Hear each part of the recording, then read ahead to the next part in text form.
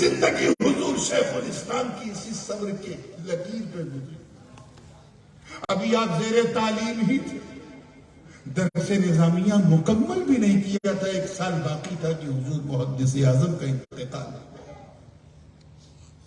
میرے والد صاحب اسکول میں پڑھ رہے تھے، انٹر کالج میں. فیس دینے کے لیے پیسہ نہیں، اسکول چھوڑ کے مدرسے میں ایڈمیشن لے لیا. کوئی نہ بھتیجا کما رہا ہے نہ بھائی کما رہا ہے. مفکر ملت علی گڑھ میں پڑھتے تھے، انہیں اپنی پڑھائی چھوڑنی پڑی. جیلانی میاں مدرسے میں پڑھ رہے ہیں، عربی میاں پڑھ رہے ہیں، سب پڑھ رہے ہیں. کوئی چھوٹے چھوٹے کام کر رہے ہیں تاکہ اس سے زیادہ کچھ مل جائے. شیخ الاسلام نے سب سے پہلی قربانی اس مقام پہ پہنچ کے یہ دی کہ اپنی پڑھائی کو 1 سال کے لیے روک دیا اور پورے کتب کے مربی بن گئے. جو انہیں بھائی کہتا تھا وہ باپ کہنے لگا، جو ماموں کہتا تھا وہ بھی باپ کہنے لگا، جو چاچا کہتا تھا وہ بھی باپ کہنے لگا. سب کے باپ بن گئے. اور اسی چروتر سے انہوں نے آنند اترے تھے اور یہاں سے بورسد آئے تھے. سب سے پہلا سفر آپ نے شروع کیا. محدث اعظم کے ایک مرید تھے عبدالحلیم اشرفی، انہی کے ساتھ وہ بتاتے تھے کہ آپ کے ابا یہاں جاتے تھے وہاں جاتے تھے. شیخ الاسلام نے اس طرح سے دورہ شروع کیا، اس طرح سے سب کی پرورش کی، اس طرح سے سب کو پڑھایا لکھایا، سب کو قابل بنایا اور پورے محدث اعظم کے خاندان کو ایک چتری کے نیچے لایا. حالات ایک کے بعد ایک آئے. کچھ اور شعور بڑھا تو میری دادی کا انتقال ہو گیا.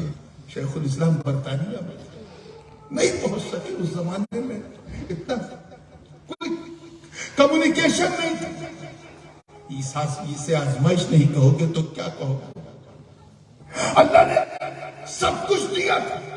کیا کمی تھی شیخ الاسلام کے پاس؟ جاہ و جلال ان کے پاس، فضل و کمال ان کے پاس، حسن و جمال ان کے پاس، جود و نوال ان کے پاس، امامت ان کے پاس، قیادت ان کے پاس، ولایت ان کے پاس، کرامت ان کے پاس، خطابت ان کے پاس، خاندان ڈی این اے غوث اعظم، سلسلہ تو سلطنت سمنان کے طارق مخدوم اشرف کا سلسلہ، غریب نواز کی غلامی کا پٹا تو ان کے گلے میں. بیک گراؤنڈ ایسا کہ دادا امام حسن ہے تو نانا امام حسین. کیا کمی تھی؟ امریکہ سے لے کے آسٹریلیا تک، یورپ سے لے کے افریقہ کے جنگلوں تک ان کے مرید تھے. کوئی کمی نہیں تھی. مگر ایک آزمائش اور ہے، اور وہ یہ کہ اللہ نے آپ کی دعاؤں سے نہ جانے کتنوں کو اولاد دے دی، لیکن خود انہیں اولاد عطا نہیں کی. اس آزمائش تو شیخ الاسلام میں بھی بڑی گہرا گزری تھی، بڑی سخت تھی، بڑی مشکل ترین تھی.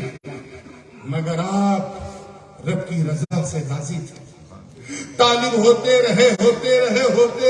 ایک دن وہ آیا کہ مقام مطلوب پر ہے کہ اللہ تعالیٰ نے آپ ہی کے سسرال سے ایک بچہ عنایت کیا جسے ہم حمزہ اشرف کہتے ہیں. ہم یہ نہیں جانتے کہ وہ کن حالات میں آئے، ہمارے گھر میں کیسے آئے. ہم یہ جانتے ہیں کہ ان کی آمد ہی شیخ الاسلام کی مسکان کی وجہ بنی، ان کی صبر والی زندگی کا، ان کے تبسم کی وجہ بن گئی. ہم کو یہ نہیں معلوم کہ حمزہ اشرف تنہا کیسے، ہم یہ جانتے ہیں کہ ان کے ہاتھ پر ہاتھ. ایسے ہی وہ جسے منتخب کر لیں وہ میرا ہے، جسے نہ کرے وہ نہیں ہے. کچھ تو ان پہ بلیو کرو یار، انہی کا تو سب کچھ. آپ پورا خاندان محدث اعظم انہی کے نام سے جانا بھی جاتا ہے، پہچانا بھی جاتا ہے. فیصلے لوگ کرتے ہیں، پلٹتے بھی ہیں فیصلے سے. کبھی حالات پلٹاتے ہیں، کبھی واقعات پلٹاتے ہیں. لیکن جن فیصلوں میں سازشیں ہوتی ہیں نا، وہ فیصلے دیر تک نہیں چلتے، وہ 4 5 6 دن میں، 1 ہفتے میں ختم ہو جاتے ہیں. لیکن جہاں کوئی حقیقت ہوتی ہے وہاں اللہ کا ولی دور سے اپنی نگاہ ولایت سے اسے دیکھتا ہے. اور اس چیز کو شیخ الاسلام نے دیکھا. آج انہیں آپ سب کے سپورٹ کی ضرورت ہے. انہوں نے آپ کے لیے کیا نہیں کیا؟ آپ کے گھروں میں مسکان لانے کے لیے آپ کے گھروں کا دورہ کیا، انگلینڈ کے ماحول کو چھوڑ کر انہوں نے پیٹلات کی گلیوں کا دورہ کیا، انہوں نے آپ کے لیے اپنا سب کچھ قربان کیا، اپنا وقت دیا، تقریریں کر کے آپ کے ایمان کی حفاظت کی، سنیت سمجھا کے آپ کی سنیت کو بچایا، بدعقیدگی کے جال سے نکالنے کے لیے آپ کو کتنا لمبا وقت دیا۔ اب اگر انہیں کسی قسم کا اعتماد آپ پر ہے تو آپ کو بھی اپنے مرشد پر کامل اعتماد ہونا چاہیے، بے شک ان کے فیصلوں پر اعتماد ہونا چاہیے۔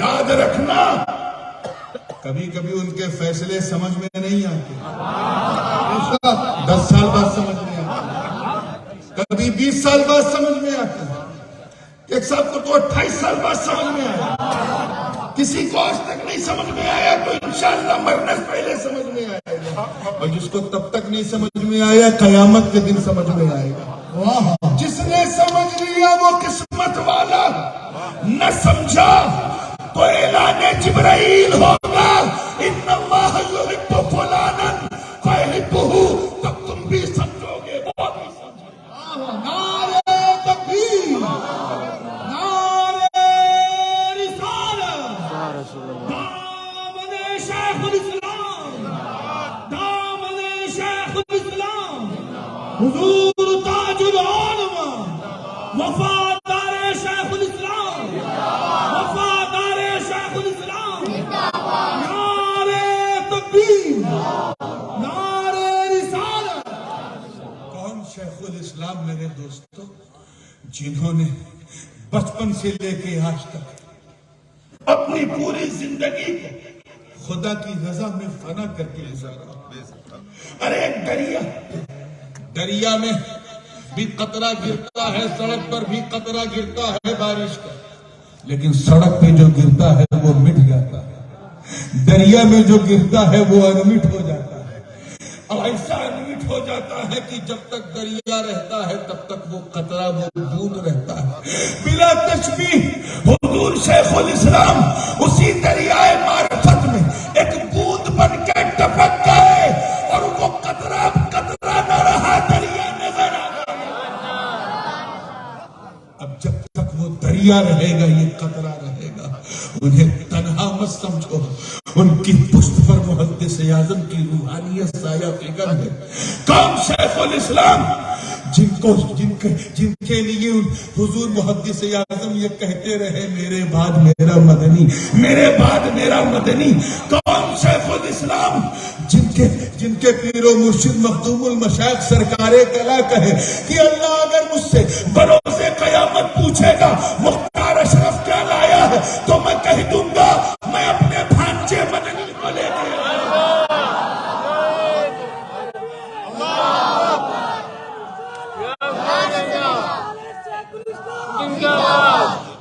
کون شیخ الاسلام جب الجامعۃ الاشرفیہ سے فارغ ہوئے تو میرے استاد مولانا نعمان خان صاحب نے بتایا کہ اس وقت یہ اعلان ہوا کہ صرف یہ ایک متعلم یا طالب علم نہیں بلکہ آج اس ادارے سے ایک محدث فارغ ہو رہا ہے۔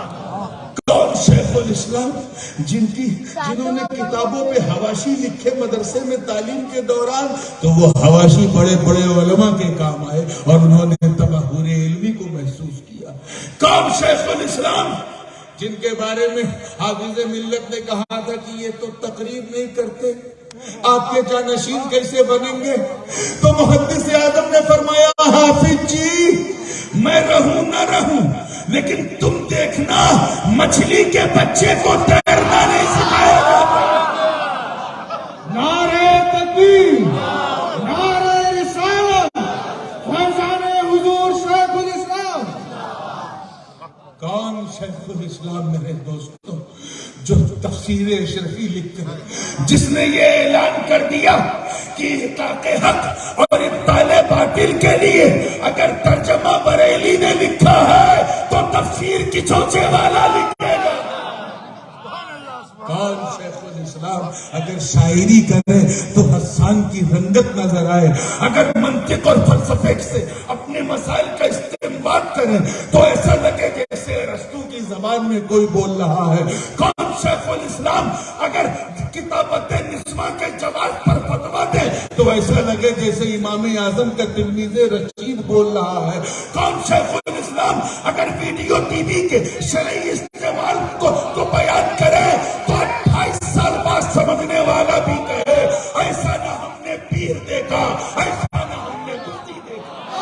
نعرہ تکبیر، نعرہ رسالت، تاجدار اہل سنت، رئیس المحققین حضور شیخ الاسلام والمسلمین. جب مسئلہ نہیں سمجھے تھے تو ٹیویاں توڑ رہے تھے، چوراہوں پہ توڑتے تھے، مکانوں دکانوں میں توڑتے تھے، آلے شیطان کہتے تھے. اور جب مسئلہ سمجھ میں آیا تو دل سے تو نہیں مانا، منہ سے نام نہیں لیا، لیکن مدنی میاں کی کرامت نہ کہوں تو کیا کہوں کہ جب چینل بنایا تو مدنی چینل یا کچھ باتیں جو ہے وہ اس لیے کہی جاتی ہیں تاکہ آپ کو یاد دلایا جائے. شیخ الاسلام صرف ایک پیر و مرشد کا نام نہیں، شیخ الاسلام ایک مسلک اہل سنت کی ایک چلتی پھرتی پاور مشین کا نام ہے. شیخ الاسلام اگر مسلک اہل سنت کے ترجمان کا نام ہے تو اس ترجمان کی ترجمانی حضور غازی ملت کرتے رہے. آج دیکھو کیا حال ہے، لڑانے والے سر پٹک پٹک کے تہس نہس ہو گئے. نہ مدنی کو زمانہ ہاشمی سے الگ کر پایا، نہ ہاشمی کو مدنی سے.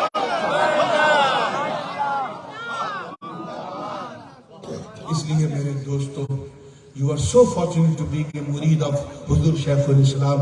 بہت قسمت والے ہو، بڑے مقدر والے ہو. اس بیعت اور اس کی نسبت کو اپنے سینے سے لگا کے رکھو. کوئی پوچھے جشن ولادت کیوں منا رہے؟ کہا ولادت اس لیے منا رہے ہیں تاکہ اللہ کی دی ہوئی نعمت کا شکر ادا کریں. میرا پیر صرف میرا پیر ہی نہیں، اللہ کی نعمت بھی ہے، اور نعمت بن کے آیا ہے، نعمت بن کے چھایا ہے. اور انشاءاللہ صبح قیامت جب ادھر ادھر مرید کبھی بھٹکیں گے تو نعمت بن کے انہیں سہارا بھی دینے والا یہی ہوگا. اللہ تعالی ہم سب کو سیدھے راستے پہ چلنے کی اور لوگوں کو چلانے کی توفیق عطا فرمائے. کہنے سننے میں آمدن صحبت کوئی غلطی ہو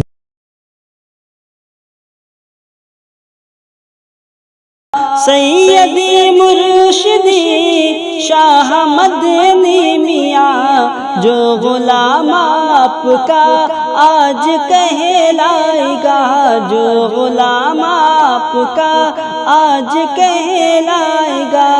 اشرفی تاج سر پر سجائے ہوئے، اشرفی تاج سر پر سجائے ہوئے، انشاءاللہ وہ جنت میں کل جائے گا.